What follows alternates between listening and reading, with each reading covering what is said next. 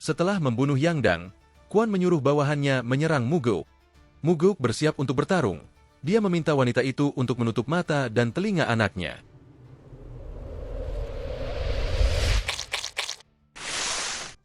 Setelah menggunakan death step dan tiba di depan Kwon, Kwon melihat anak buahnya berjatuhan.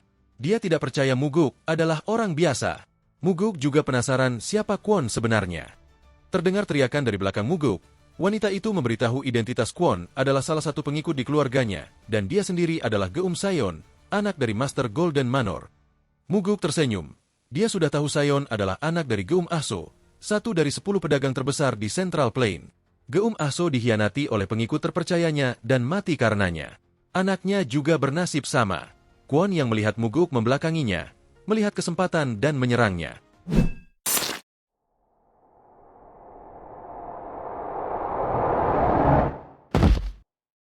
Sayon yang melihat Muguk menghabisi Kwon, memintanya untuk menjadi penjaga bayaran. Muguk mengambil kesempatan dan menaikkan imbalannya, tapi itu tidak masalah buat Sayong selama ayahnya bisa diselamatkan. Di depan Golden Manor, Seoyang, kepala penjaga Golden Manor, tertawa gembira karena berhasil menangkap Sayong dan anaknya. Namun dia kaget melihat ada orang tidak dikenal mengawal keduanya, dan Kwon tidak terlihat sama sekali. Muguk tahu kenapa dia bingung dan bilang semuanya telah mati, dibunuh oleh ahli bela diri yang muda dan tampan. Seoyang terdiam sejenak, kemudian memarahi Muguk karena dia memuji musuhnya. Melihat Muguk yang hanya diam, dia berpikir dan akhirnya sadar kalau ahli bela diri yang dimaksud adalah Muguk. Muguk menyindir Seoyang punya mata yang bagus. Seketika Muguk dikelilingi oleh penjaga Seoyang. Seoyang menganggap Muguk bodoh, karena bukannya lari malah kembali ke sarang macan. Dengan tenang Muguk menjawab, dia tidak melihat macan di sini, hanya anjing liar yang menggigit tangan tuannya. Seoyang tertegun dan menyadari, Muguk sudah membunuh Kwon dan dia masih terlihat tenang setelah dikepung. Dia bukan orang biasa. Seoyang kemudian berusaha mencairkan suasana, mengajak Muguk minum dan mengakhiri kesalahpahaman yang terjadi. Namun Muguk menjawab dia tidak peduli dan akan membunuhnya. Mendengar itu, Seoyang memerintahkan pengawalnya menyerang.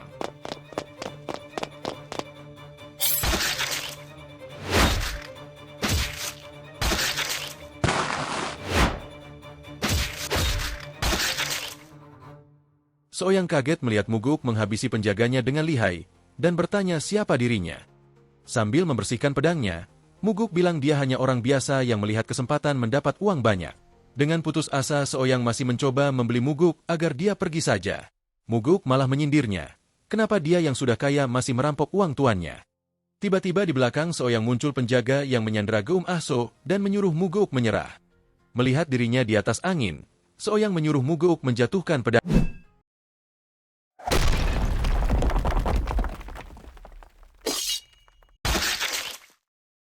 Melihat Seoyang yang kaget karena anak buahnya mati, Muguk hanya menatapnya dan bertanya apa maksudnya tadi. Muguk mulai berjalan mendekati Seoyang, dan menyuruhnya menyerang atau mati di tangannya. Seoyang yang mulai terdesak berpikir, Muguk pasti sudah kelelahan karena sudah melawan banyak orang. Dia memutuskan untuk mengerahkan seluruh energinya dan menyelesaikannya dengan cepat.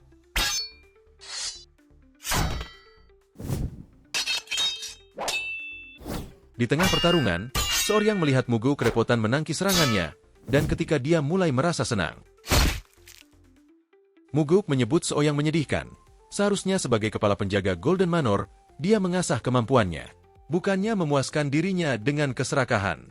Di kehidupan selanjutnya, jadilah pedagang kalau mau kaya. Geum Ahso berterima kasih atas pertolongan Muguk dan bertanya siapa dia sebenarnya, tapi Muguk menjawab dia hanya pengembara biasa. Namun Geum Ahso merasa Muguk bukan pengembara biasa dan memuji ilmu bela dirinya. Saeyong kemudian memberitahu ayahnya, dia berjanji untuk memberi imbalan uang. Mendengar itu Geum Ahso tersenyum, karena uang adalah janji yang paling mudah dia tepati. Kemudian Muguk diajak Geum Ahso masuk ke dalam Golden Manor. Dalam hati Muguk merasa senang karena tujuan dia menyamar akhirnya berhasil.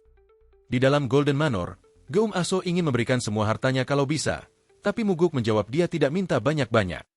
Daripada Geum Ahso menentukan jumlahnya, lebih baik dia memberi Muguk kebebasan mengambil apa yang bisa dia bawa, tanpa bantuan orang atau alat apapun, hanya internal energi. Muguk mengingatkan dia bisa membawa banyak barang, tapi itu tidak masalah buat Geum Ahso, karena Muguk telah menyelamatkan nyawa dia dan keluarganya. Setelah Muguk berterima kasih, Muguk masuk ke dalam.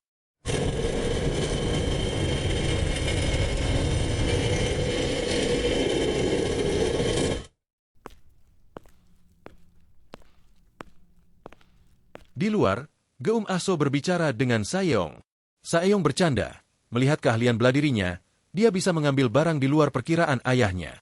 Geum Aso tidak masalah dengan itu, karena nyawa anak dan cucunya lebih berharga baginya. Saeong menilai Muguk bukanlah orang biasa, masih muda dengan skills yang luar biasa.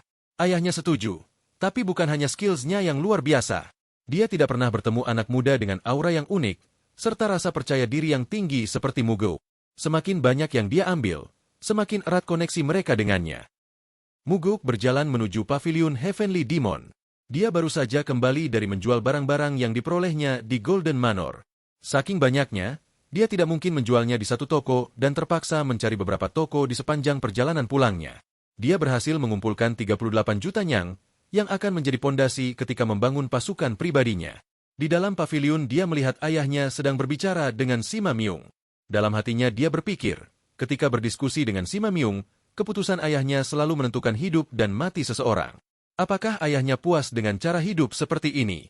Heavenly Demon mendengar Muguk mencari uang di luar. Muguk mengiyakan karena dia tidak ingin bergantung dengan uang ayahnya. Ketika ditanya uangnya akan digunakan untuk apa, Muguk berniat membentuk pasukan pribadi dengan alasan untuk menandingi para Demon Supremes. Ayahnya melarang Muguk, karena nanti kakaknya akan ikut-ikutan dan akhirnya malah memecah belah kult. Muguk sudah menduga ayahnya tidak akan setuju, dan dia sudah menyiapkan sesuatu untuknya. Dia mengeluarkan sebuah surat, kemudian Heavenly Demon mengambilnya menggunakan teknik energi yang lebih hebat dari teknik Muguk. Ketika ayahnya menanyakan untuk apa uang sebanyak ini, Muguk bilang ke ayahnya itu adalah uang saku buat dia. Heavenly Demon terkejut mendengarnya. Heavenly Demon berkata dia sudah punya banyak uang. Tentu saja Muguk sudah tahu itu, tapi itu hanyalah uang saku pertama dari dia, sebagai rasa terima kasih karena telah membesarkannya. Dia ingin memberikannya paling tidak satu kali selama hidupnya, dan mengucapkan selamat beristirahat ke ayahnya. Kemudian dia pamit, dan ayahnya hanya terdiam melihat Muguk pergi. Sima Myung mungkin berpikir, ini pertama kalinya seorang Heavenly Demon dapat uang saku. Di dalam paviliun Nirvana, Muguk sedang bersiap mengawali hari pertamanya sebagai Master. Daeryong datang untuk menjemput Muguk menemui anggota penyelidik lainnya. Dia cukup kaget saat tahu Muguk menjadi atasan barunya. Kemudian Muguk didampingi Li An dan Daeryong berjalan keluar paviliun. Sesampainya mereka di pintu depan, di tengah lapangan luas terlihat barisan penyelidik paviliun Nirvana. Mereka dengan kompak menyambut Muguk sebagai Master yang baru. Muguk merasa heran melihat keramahan di wajah anak buahnya. Apakah Daeryong mengancam menurunkan gaji mereka jika tidak tersenyum? Daeryong bilang tidak. Mereka terlihat ramah karena perlakuan Muguk selama insiden Demonic Army. Muguk memahaminya. Godang membunuh penyelidik pertama yang datang, kemudian dia melukai penyelidik selanjutnya. Muguk memanggil Demonic Physician untuk mengobati mereka, dan secara tidak langsung membalas dendam mereka dengan membunuh Godang. Selanjutnya Daeryong meminta Muguk mengucapkan sepatah dua patah kata.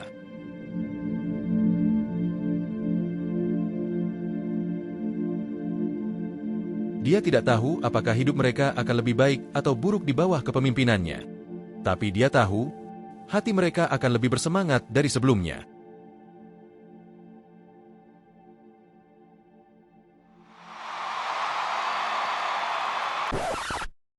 Wajah Muguk terlihat kusut karena membaca kasus pertama yang diberikan Daeryong.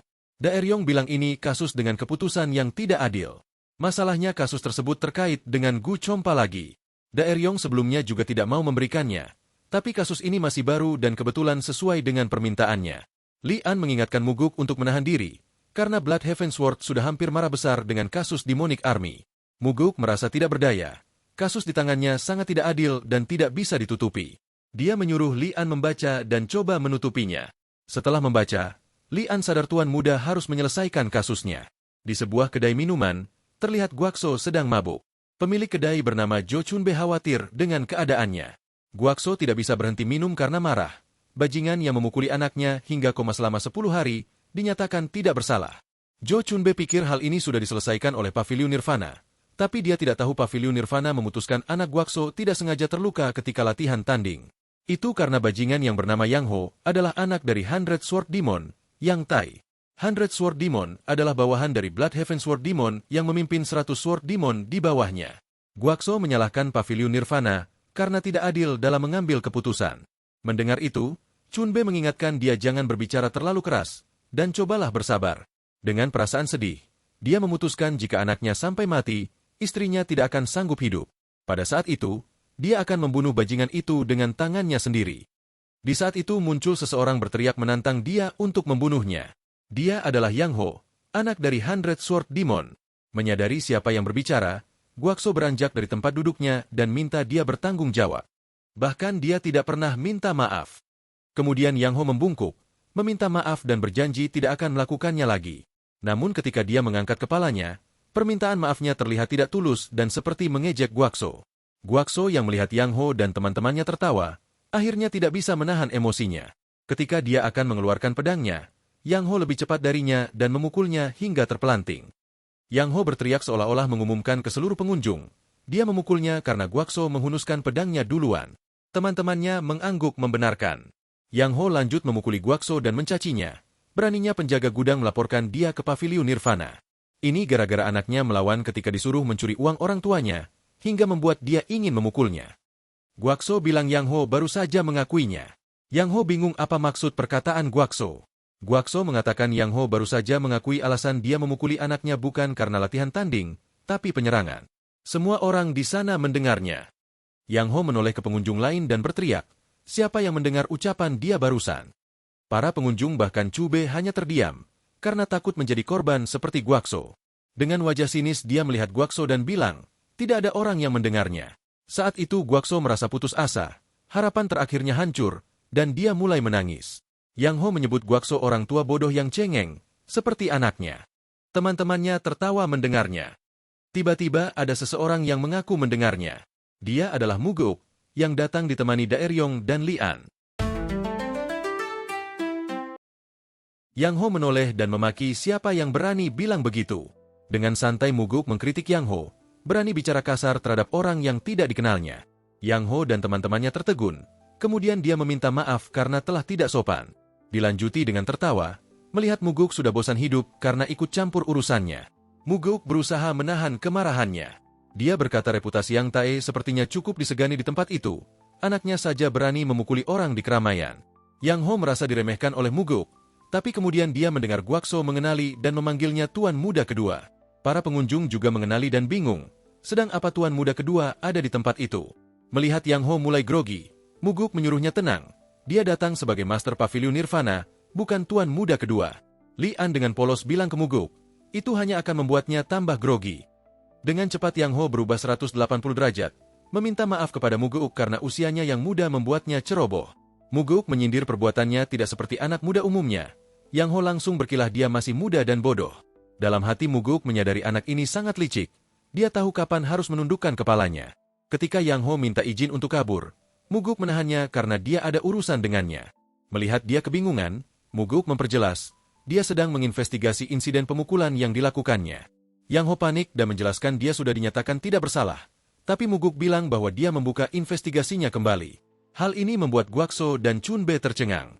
Muguk menyebutkan daftar kesalahannya, pemerasan, menyuruh orang mencuri, dan percobaan pembunuhan. Ditambah mendatangi dan memukuli ayah korban. Dia akan dihukum penjara selama 20 tahun. Yang Ho masih berusaha menyelamatkan diri dengan berkilah itu hanyalah latihan tanding.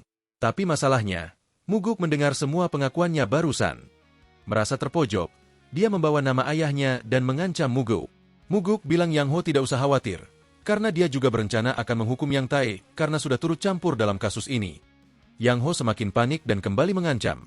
Ayahnya akan mencarinya setelah keluar penjara, bahkan membunuhnya ketika dia di penjara. Sepertinya Yang Ho tidak diberitahu ayahnya, kalau Muguk baru saja membunuh adik dari direktur tempat ayahnya bekerja. Dia cuma anak karyawan biasa, masih berani mengancam Muguk. Karena telah mengancam Master Nirvana Pavilion, Muguk menaikkan hukumannya hingga 30 tahun. Melihat Yang Ho meminta maaf sambil menangis, Muguk memberi dia kesempatan, dengan menyebut satu saja alasan kenapa dia harus diampuni. Selama hidupnya, Yang Ho tidak pernah mengampuni orang, menolong orang, bahkan dia tidak bisa mengarang cerita di mana dia berbuat baik. Lalu bagaimana Muguk harus memaafkannya? Yang Ho masih berusaha membela diri. Muguk menamparnya dengan keras, dan menyuruhnya berbuat baik setelah keluar dari penjara. Muguk kemudian menoleh ke arah teman-temannya. Mereka mengaku hanya ikut-ikutan saja, dan Muguk mengancam mereka masuk penjara jika tidak bekerja sama selama penyelidikan. Muguk menyuruh Daeryong untuk membawa ketiganya ke paviliun Nirvana. Melihat kejadian itu, Guakso dan Chunbe tertegun karena tidak percaya tuan muda kedua berani melakukannya. Muguk dengan tegas memberitahu semua orang di sana, selama dia menjadi Master Pavilion Nirvana, mereka tidak perlu takut melaporkan setiap ketidakadilan yang terjadi. Dia tidak akan membiarkan Pavilion Nirvana dipengaruhi pihak luar. Jika ada yang mengancam memanggil ayahnya, dia juga akan memanggil ayahnya. Semua orang di sana tertawa mendengar lelucon Muguk. Li An kemudian memberitahu Guakso, anaknya sudah diobati oleh demonic physician. Melihat Guakso seperti tidak percaya, Muguk bilang anaknya sudah bangun dari koma, dan Guakso sebaiknya bergegas pulang. Guakso menangis dan berterima kasih kepada Muguk. Dia tidak akan pernah melupakan kebaikannya. Muguk menghiburnya dan bilang, sudah tanggung jawab kult melindungi orang-orang yang mengabdikan hidupnya demi kult. Guakso kembali menggenggam tangan Muguk dan berterima kasih. Muguk menimpalinya, kult yang seharusnya berterima kasih kepadanya. Di depan Pavilion Nirvana, Muguk terlihat bingung. Dia mengira Gu Chompa dan anak buahnya yang akan pertama protes, tapi ternyata orang-orangnya sendiri yang protes duluan. Orang paling depan memperkenalkan dirinya sebagai Gok Myung, petugas investigasi paling senior. Gok Myung datang untuk memprotes Muguk karena membuka kembali kasus Yang Ho. Dia merasa ini akan merusak moral dan otoritas petugas investigasi. Ketika petugas lain ditanya, semuanya setuju dengan Gok Myung. Dengan wajah serius Muguk membantah, justru keputusan kasus Yang Ho yang telah menghancurkan otoritas Pavilion Nirvana. Para petugas merasa bingung apa maksudnya. Muguk kesal. Mereka sudah tahu Yang Ho mengakui kejahatannya, tapi kenapa mereka masih protes? Tapi Gok Myung merasa masalahnya bukan itu. Masalahnya adalah membuka kasus yang sudah ditutup. Ini berlawanan dengan prinsipnya sebagai petugas investigasi. Muguk menganggap prinsipnya konyol dibandingkan dengan seorang anak yang koma dan pelakunya bebas berkeliaran. Gok Myung tetap mempertahankan prinsipnya. Karena itu yang penting untuk menjalankan suatu organisasi. Muguk menghela napas menghadapi Gok Myung yang terlalu idealis. Dia minta semua petugas yang setuju dengannya untuk maju. Ketika anggota lain merasa ragu, Daeryong dengan sigap maju. Dia percaya kasus harus direinvestigasi. Muguk melihatnya kemudian menanyakan apa alasannya. Daeryong merasa keputusan kasus tersebut tidak memuaskan dan ada kemungkinan dipengaruhi faktor eksternal. Ketika Daeryong mengungkapkan pendapatnya, ada seseorang yang terlihat gelisah di belakang Gok Myung. Muguk kembali bertanya siapa lagi yang setuju. Ada 3 orang dengan wajah familiar maju. Mereka adalah penyelidik yang terlibat dalam kasus Demonic Army. Muguk memastikan tidak ada lagi yang sependapat dengannya. Kemudian dia beralih bertanya pada Jonghwa. Sebagai investigator yang bertanggung jawab terhadap kasus tersebut, apa pendapat dia? Jonghwa menjawab dengan yakin investigasinya sudah menyeluruh. Setelah berpikir sejenak, Muguk bertanya apakah Jonghwa menerima suap. Gok Myung marah mendengar tuduhan Muguk. Muguk menyuruh Gok Myung jangan bicara tanpa izinnya. Kemudian dia melihat Jonghwa dan menunggu jawabannya. Jonghwa bersumpah dia tidak pernah menerima suap dan bersedia diinvestigasi. Muguk mengakui sudah melakukan investigasi dan menemukan Jonghwa tidak menerima suap. Ini membuat kaget para penyelidik. Gok Myung bilang, menyelidiki petugas hanya boleh dilakukan jika ada investigasi khusus. Muguk membuatnya diam, dengan mengatakan investigasi khusus ini datang dari ayahnya. Jonghwa tidak pernah menerima suap dalam kasus Yang Ho, bahkan dalam semua kasus yang ditanganinya. Hal ini yang membuat Muguk bingung, karena buat apa dia menutupi kasus Yang Ho jika dia tidak dapat apa-apa. Lalu Muguk mengetahui kelemahan Jonghwa, satu-satunya anggota keluarga dia, adik perempuannya. Gok Myung melihat wajah gugup Jonghwa dan bertanya, apakah benar dia telah diancam? Dalam hati Muguk tahu Gok Myung sangat peduli terhadap Jonghwa. Dia datang kemari untuk memastikan tidak ada cacat dalam karir Jonghwa. Muguk memotong pembicaraan Gok Myung dan Jonghwa. Dia memberitahu Jonghwa kalau dia sudah mengirim penjaga untuk keamanan adik perempuannya. Jonghwa memastikan kalau dia tidak salah dengar, dan Muguk meyakinkan adiknya aman selama penyelidikan berlangsung. Mendengar hal ini, Jonghwa menangis dan berlutut mengakui bahwa dia diancam. Muguk menanyakan apakah Jonghwa tahu bahwa dia seharusnya tidak boleh menutupi kasus walaupun diancam. Jonghwa tahu kesalahannya dan siap menerima hukuman. Muguk menyuruh Jonghwa bangun dan bilang, jika ini terjadi setelah dia menjadi Master Pavilion, Jonghwa pasti sudah dihukum. Karena itu dia memberi Jonghwa pengecualian dan mengampuninya. Namun Muguk mengingatkan, dia mengampuninya karena karirnya yang bersih, tapi karir tersebut sudah berakhir karena kasus Yang Ho. Jadi Jonghwa harus memulainya lagi dari awal. Jonghwa berterima kasih, dan Gok Myung sedih melihatnya seperti ini. Muguk kemudian mengumumkan, sejak dia menjadi Master Pavilion, dia menganggap keluarga anggota Pavilion seperti keluarganya sendiri. Dan dia akan menghancurkan orang yang berani mengancam keluarganya. Anggotanya tidak boleh membiarkan faktor eksternal mempengaruhi mereka, dan sebagai gantinya, dia akan melindungi mereka. Jika ada yang menerima ancaman, laporkan dan dia akan melindungi keluarga mereka. Jika mereka tidak percaya padanya, percayalah pada pemimpin kult. Dia rela memohon kepada ayahnya untuk mendapat bantuannya jika perlu. Dia akan pastikan, setiap anggota paviliun dapat bekerja dengan bangga dan percaya diri.